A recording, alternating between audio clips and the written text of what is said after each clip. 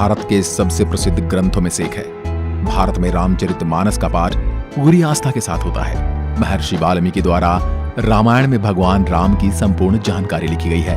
और लेकिन कुछ लोग भगवान के होने पर ही सवाल उठाते हैं और रामायण को केवल कहानियों से भरी किताब मानते हैं।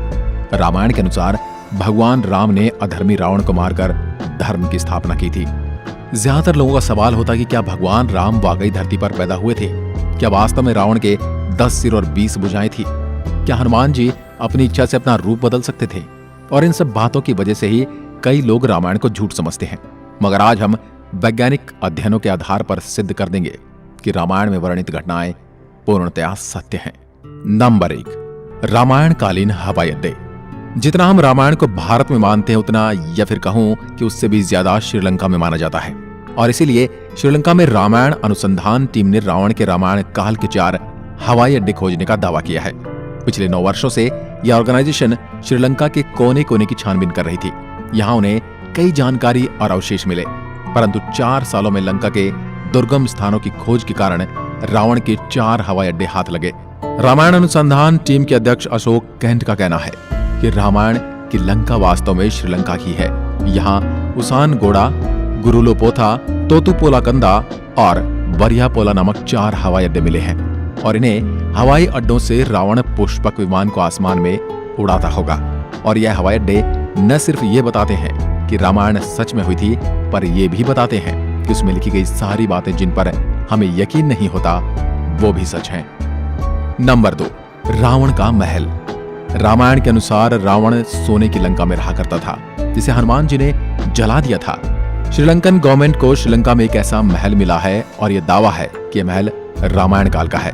इस महल से कई सीक्रेट रास्ते निकलते हैं जो उस महल को शहर के अलग अलग जगह से जोड़ता है। लेकिन जब रिसर्च टीम ने इन पर रिसर्च की तो पता चला कि गुफाएं नेचुरल नहीं बल्कि किसी समय ने इंसानों द्वारा बनाया गया था। श्रीलंकन हिस्ट्री के अनुसार रावण शहर के अलग अलग हिस्सों में अचानक से ही प्रकट हो जाया करता था और पलक झपकते ही उन हिस्सों से गायब होकर अपने महल में पहुंच जाता था। इसलिए जानकारों का मानना है कि रावण इन्हीं गुप्त रास्तों का इस्तेमाल किया करता था। अब इतने बड़े एविडेंस को हम कैसे नकार सकते हैं? नंबर 3, अशोक वाटिका के सबूत। रामायण के अनुसार रावण ने माता सीता का हरण करके उन्हें अशोक वाटिका के अंदर रखा था। कहा जाता है कि अशोक वाटिका रावण का सबसे पसंदीदा स्थान था। ये जगह इतनी रहस्यमयी थी कि हनुमान जी इसे आसानी से ढूंढ नहीं पाए थे। मगर हैरानी की बात तो यह है कि वह अशोक वाटिका आज भी श्रीलंका में मौजूद है। ऐसा माना जाता कि एलिया पर्वत की एक गुफा में माता सीता को रखा गया था जिसे सीता एलिया नाम से जाना जाता है। यहाँ सीता माता का एक मंदिर भी है जिसे विरांग टोक कहते हैं और वही आंगना से 10 किलोमीटर की दूरी पर है। यहीं पर सीता जी का अपहरण कर पुष्पक विमान को उतारा गया था। मगर यहाँ पर जिस बात ने सबसे ज्यादा चौंकाया वो यहाँ मौजूद पेड़ हैं। रामायण ग्रंथ में इस बात का जिक्र मिलता है कि अशोक वाटिका में अशोक के वृक्ष बहुत ज्यादा थे, इसलिए इसका नाम अशोक वाटिका रखा गया था। अब जैसा रामायण में इस वाटिका के बारे में कहा गया था वैसा आज यह गार्डन है जो कि इसे हम रामायण कालीन एक सबूत मान सकते हैं। नंबर 4, द्रोणगिरी पर्वत। दोस्तों, रामायण में लिखा हुआ है कि युद्ध में जब मेघनाद द्वारा लक्ष्मण जी मूर्छित हो गए थे, उनकी जान बचाने के लिए संजीवनी बूटी की जरूरत पड़ी, जिसके लिए जड़ी बूटी लाने का जिम्मा हनुमान जी को दिया गया था। तब हनुमान जी संजीवनी बूटी लाने के लिए द्रोणगिरी पर्वत पर गए थे। हनुमान जी को जब संजीवनी बूटी का पता नहीं चला तो वह द्रोणगिरी पहाड़ के एक टुकड़े को ही उठा कर ले आए। मान्यताओं के अनुसार ये वही पहाड़ है जो आज भी वहां पर मौजूद है। कुछ लोग इसके बारे में कहते हैं कि आज भी उस पर्वत पर वह निशान मौजूद है जहां से हनुमान जी ने उसे तोड़ा था। लेकिन जिस पर्वत का जिक्र रामायण में मिलता है वहां आज मौजूद है। जड़ी बूटी देने के बाद हनुमान जी ने इस पहाड़ के टुकड़े टुकड़े कर इसे श्रीलंका में फेंक दिया था। जहां जहां इस पहाड़ के टुकड़े गिरे वहां के पेड़ पौधे और जड़ी बूटी बाकी जगहों से अलग होती हैं। और सच में श्रीलंका में कई कमाल की जड़ी बूटियां मिलती हैं। श्रीलंका में हिमालय की जड़ी बूटियों का मिलना इस बात का पर्याप्त सबूत है कि लक्ष्मण जी को संजीवनी देने की घटना पूर्ण रूप से सत्य है, क्योंकि ये जड़ी बूटियों के पौधे उस स्थान पर मिले हैं जहां पर लक्ष्मण जी को संजीवनी दी गई थी, जबकि दूसरे हिस्से में इस प्रकार की कोई जड़ी बूटी नहीं मिलती। नंबर 5, राम सेतु। रामायण सच में हुई थी इसका सबसे बड़ा प्रूफ है राम सेतु। राम सेतु को एडम्स ब्रिज भी कहा जाता है और इसके बारे में पक्का सबूत तब मिल गया जब नासा ने सैटेलाइट तस्वीरें जारी की। पैसिफिक ओशियन की तस्वीर में कुछ ऐसा था। जिसे देखकर वैज्ञानिक भी हैरान रह गए। पैसिफिक ओशियन के हिस्से में साफ तौर से पत्थरों की एक लाइन बनी हुई नजर आ रही थी। जब वैज्ञानिकों ने इसे तस्वीर पर ज्यादा स्टडी की तो पता चला कि ये पत्थरों से बनी लाइन है। भारत के धनुषकोडी से श्रीलंका के मन्नार द्वीप तक बनी हुई है, जो लंबाई में करीब 30 किलोमीटर तक हो सकती है। पैसिफिक ओशियन में जिस हिस्से में नासा के वैज्ञानिकों के पत्थर से बना पुल नजर आया था, ये वही जगह है जिसका जिक्र रामायण में मिलता है।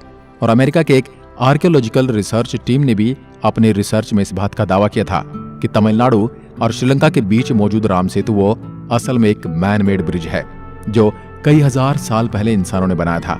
माना जाता है 15वीं शताब्दी तक यह पैदल पार करने लायक था, लेकिन इतना ज्यादा समय बीत जाने के कारण यह पुल अपने पूर्ण स्वरूप में नहीं रहा। वैज्ञानिक दृष्टिकोण से इस फैक्ट को हम रामायण के एविडेंस के रूप में देख सकते हैं।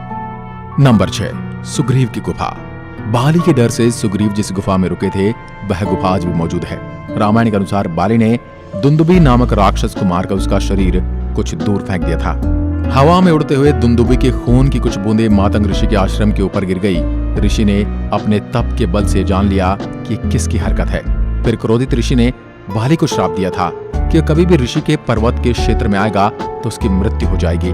सुग्रीव को राज्य से निकाले जाने पर वह इसी जगह पर आए थे, क्योंकि वह जानते थे कि बाली यहाँ नहीं आ सकता। यहीं पर उनकी मुलाकात राम जी से भी हुई थी और बाद में राम जी ने बाली का वध किया था और सुग्रीव को किष्किंधा का राज्य सौंप दिया था। और ये सारी गुफाएं आज भी मौजूद हैं। नंबर 7, राम सेतु के पत्थर। भगवान राम ने समुद्र को पार करने के लिए बंदरों की सहायता से लंका तक पुल बना दिया था। कहा जाता है कि इस पुल के माध्यम से श्री राम की पूरी वानर सेना रावण से लड़ने लंका गई थी। मगर हैरानी की बात तो ये है कि राम सेतु में इस्तेमाल किए जाने वाले पत्थर आज भी मौजूद हैं।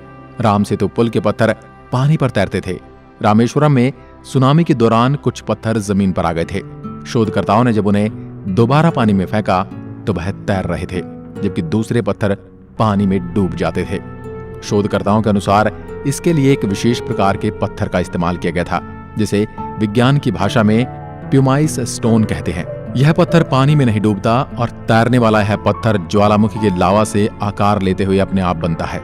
ज्वालामुखी से बाहर आता हुआ लावा जब वातावरण से मिलता है तो उसके साथ ठंडी या उससे कम तापमान की हवा मिल जाती है।